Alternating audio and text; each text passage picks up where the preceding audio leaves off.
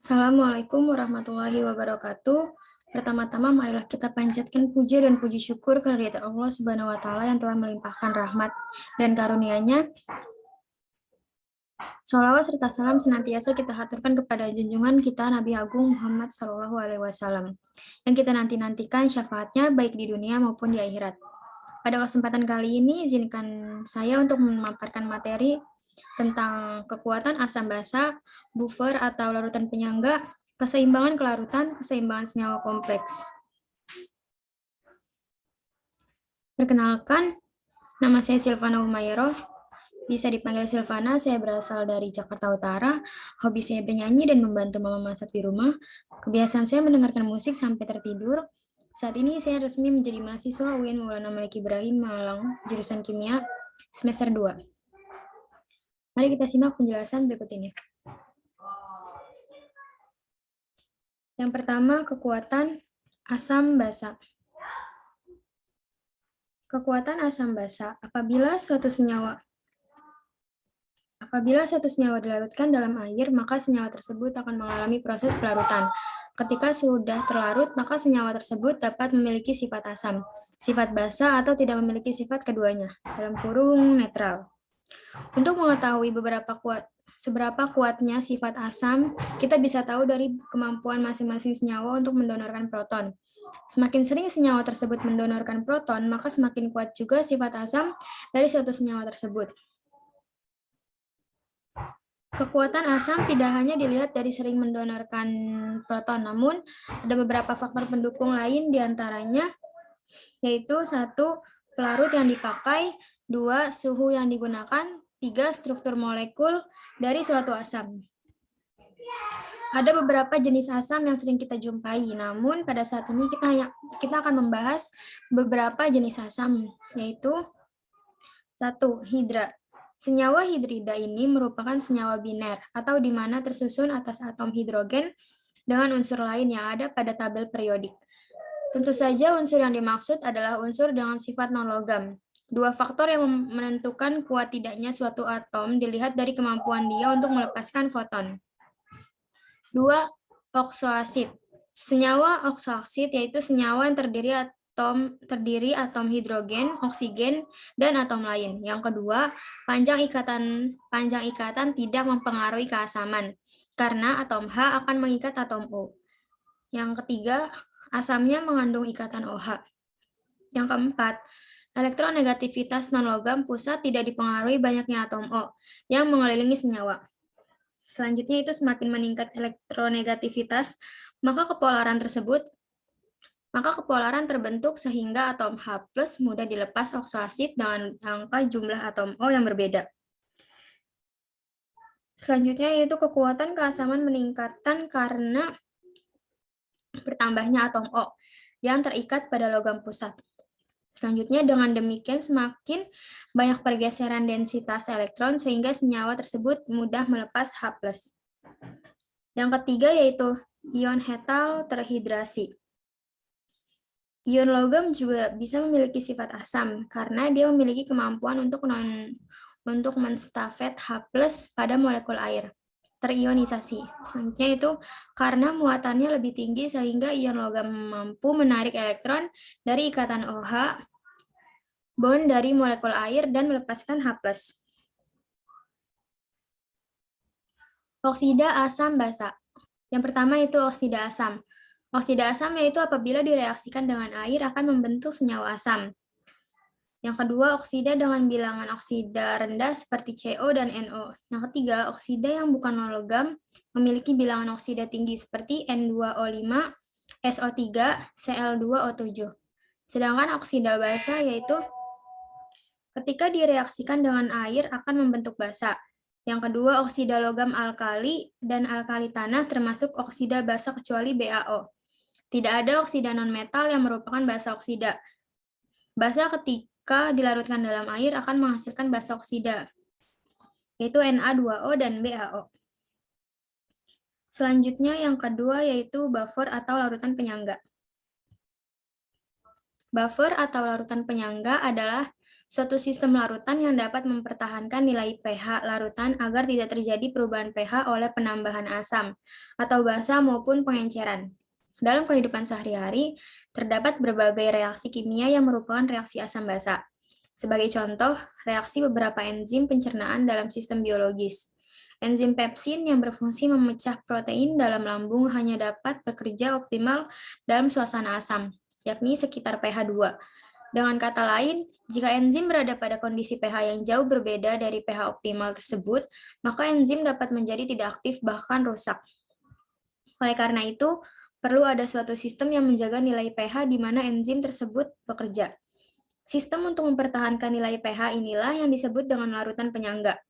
Hal ini terjadi sebagaimana dalam larutan ini terdapat zat-zat terlarut bersifat penahan yang terdiri dari komponen asam dan basa.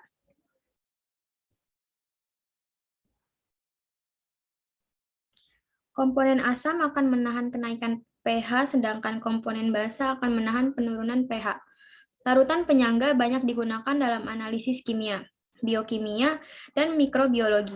Selain itu, dalam bidang industri juga banyak digunakan pada proses seperti fotografi, elektroplating, penyelpuhan, pembuatan bir, penyamakan kulit, sintetis zat warna, sintetis obat-obatan, maupun penanganan limbah.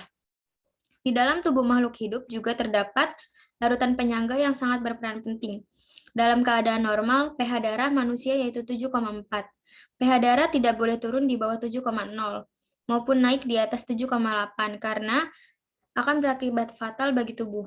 pH darah dipertahankan pada 7,4 oleh larutan penyangga karbonat bikarbonat, H2CO3 atau HCO3-. Dengan menjaga perbandingan konsentrasi H2CO3 berbanding HCO3- sama dengan 1:20.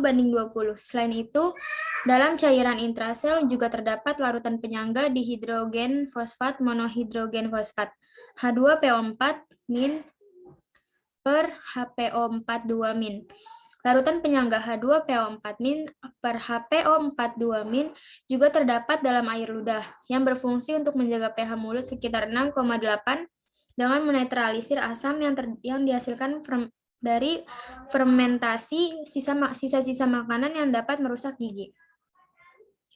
Komponen larutan penyangga. Larutan penyangga asam. Larutan buffer asam mempertahankan pH pada suasana asam pH kurang dari 7. Larutan buffer asam terdiri dari komponen asam lemah Ha dan basa konjugasinya amin.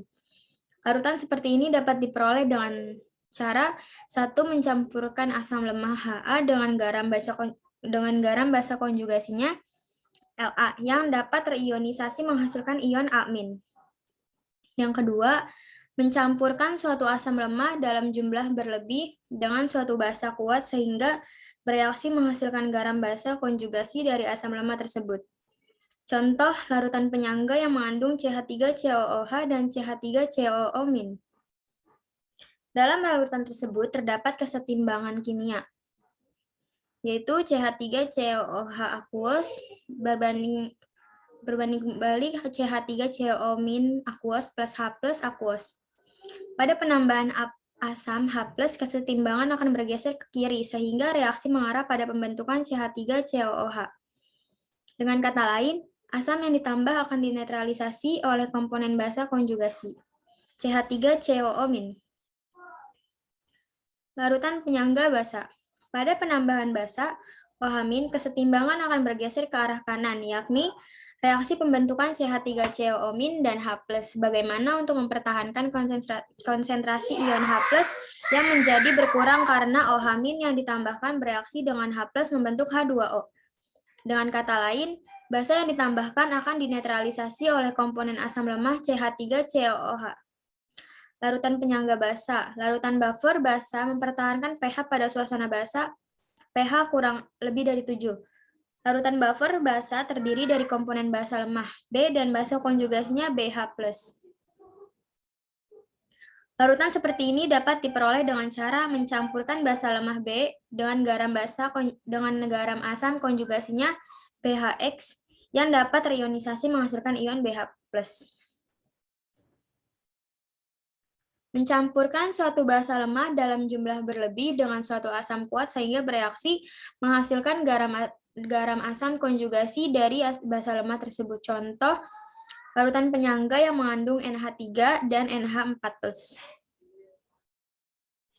Dalam larutan tersebut terdapat kesetimbangan NH3 aqueous plus H2O liquid berbanding kebalik NH4 plus aqueous plus OH- aqueous. Pada penambahan asam H+, kesetimbangan akan bergeser ke arah kanan, yakni reaksi pembentukan NH4+ dan OH-. Sebagaimana untuk mempertahankan konsentrasi ion OH- yang menjadi kurang karena H+ yang ditambahkan bereaksi dengan OH- membentuk H2O. Dengan kata lain, asam yang ditambahkan akan dinetralisasi oleh komponen basa lemah NH3. Rumus larutan penyangga basa, yaitu buka kurung OH- sama dengan KB dikali NB per NaK.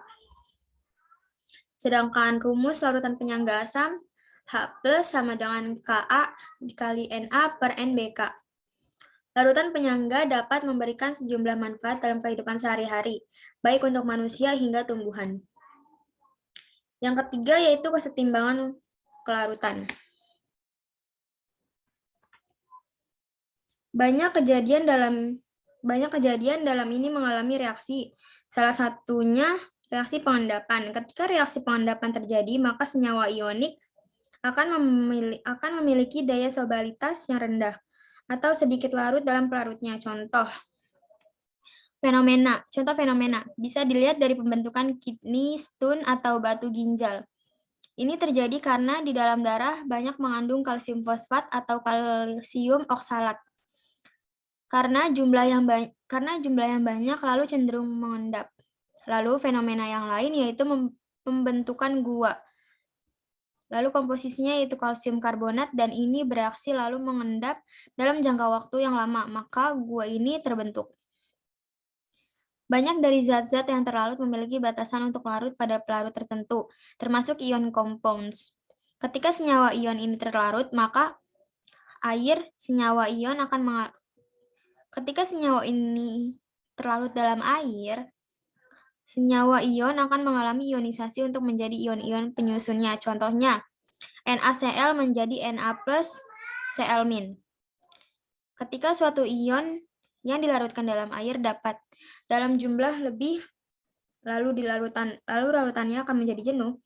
Ketika sudah jenuh, maka di dalam larutan tersebut akan ada dua bentuk senyawa ketika larutan sudah mencapai kesetimbangan. Jadi, ada ion dalam bentuk solid compound yang sudah jenuh, tidak bisa dilarutkan lagi, sudah berhasil menjadi ion. Dan senyawa dalam bentuk ion yang masih bentuk solid pada larutan jenuh. Seberapa senyawa ion sifatnya sedikit larut dalam air. Ketika senyawa tersebut mencapai kesetimbangan, hanya ada senyawa ion dalam jumlah yang sangat kecil. Apa itu ion kompleks? Yang pertama, ion kompleks yaitu ion sederhana yang terdiri dari satu atau beberapa atom yang terikat, seperti Na+, atau CH3COOH.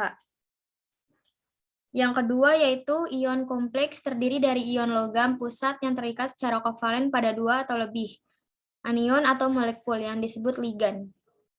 Beberapa contoh ligan ionik adalah hidroksida, klorida, dan sianida ion. Beberapa ligan molekuler adalah air, karbon monoksida, dan amonia. Misalnya ion kompleks CrNH3 (6). Pusat Cr3+ dikelilingi oleh 6 ligan. NH3 memberikan muatan 3+ secara keseluruhan. Di sini kita fokus pada kesetimbangan ion terhidrasi dengan ligan selain air.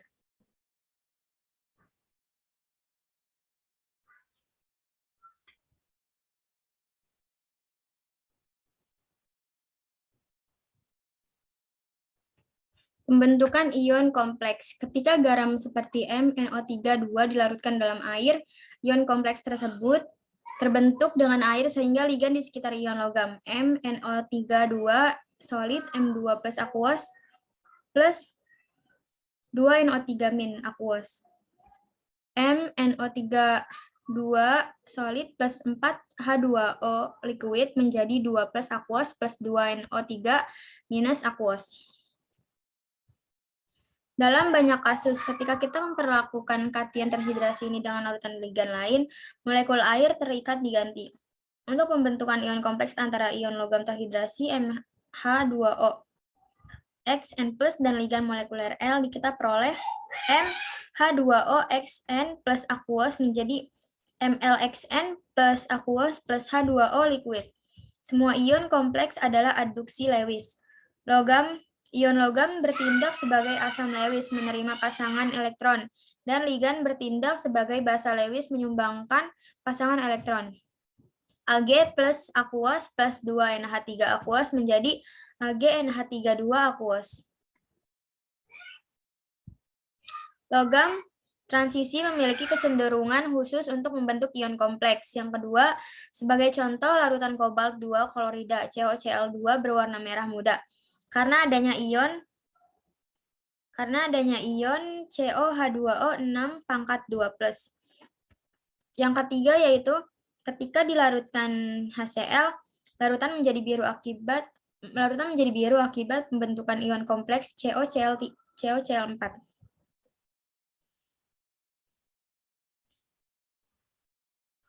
Ion kompleks dan kelarutan endapan.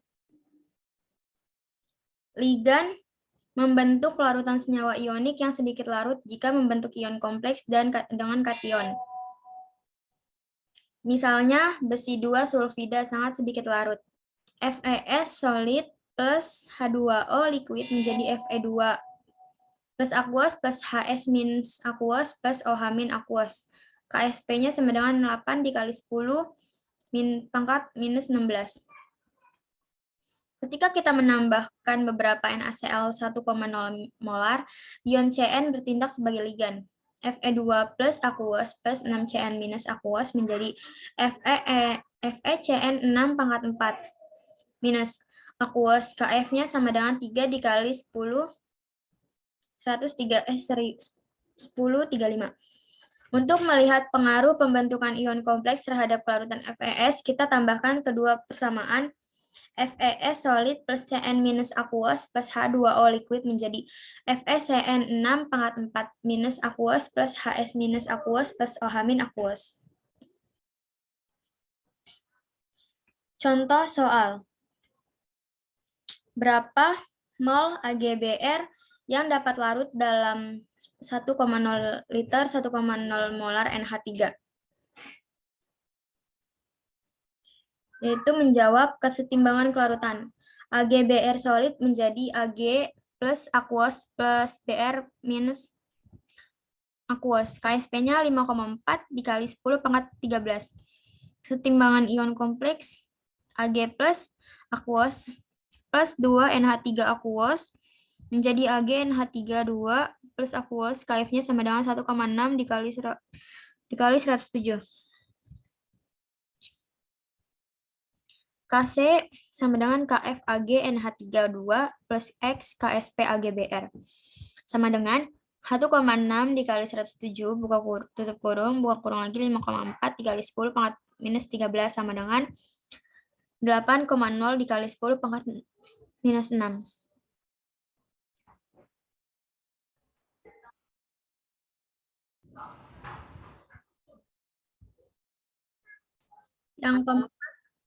Yang keempat yaitu keseimbangan senyawa kompleks.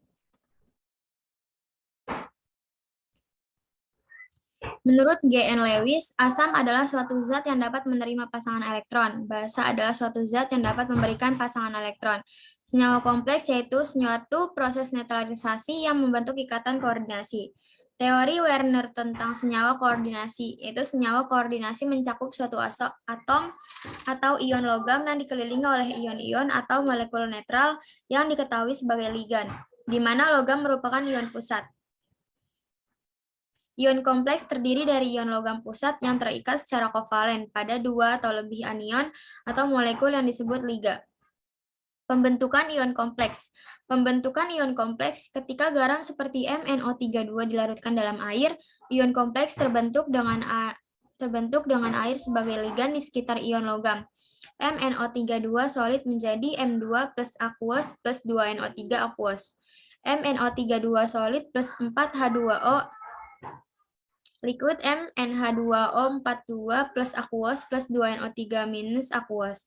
Dalam banyak kasus, ketika kita memperlakukan kation terhidrasi ini dengan larutan ligan lain, molekul air yang terikat diganti, misalnya ion M2 plus terhidrasi. MnH2O42 membentuk ion amonia. MnH3 2 plus dalam NH3 berair, MH2O 2 plus aqueous plus 4 NH3 aqueous sama dengan MnH3 42 plus aqueous plus 4 H2O liquid. Ekspresi keseimbangan K2 sama dengan buah kurung MnH3 tutup kurung 42 plus H2O 4 per MH2O 2 plus NH3 4. Kc dapat dinyatakan dengan konstanta kesetimbangan baru yang disebut konstanta pembentukan. Kf sama dengan Kc per H2O4 sama dengan MnH3 4 2 plus per MH2O4 2 plus NH3 4 untuk pembentukan ion kompleks antara ion logam terhidrasi MH2O dan ligan molekul R. L. Kita memiliki H2OXN plus aqueous plus XL aqueous sama dengan MlXN plus aqueous plus X H2O liquid. Ekspresi keseimbangan Kf sama dengan MlXN plus per H2OXN plus Lx. Semua ion kompleks mengikuti aduksi Lewis. Ion logam bertindak sebagai asam Lewis, menerima pasangan elektron, dan ligan bertindak sebagai basa Lewis, menyumbangkan pasangan elektron. Ag plus aqueous plus 2NH3 aqueous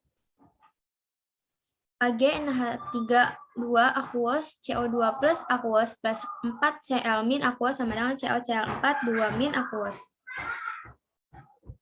Logam transisi memiliki kecenderungan khusus untuk membentuk ion kompleks, misalnya larutan kobalt 2 klorida, CoCl2 berwarna merah muda karena adanya ion CO H2O6 2+. Ketika HCl ditambahkan, larutan menjadi biru akibat pembentukan ion kompleks CoCl4 2-.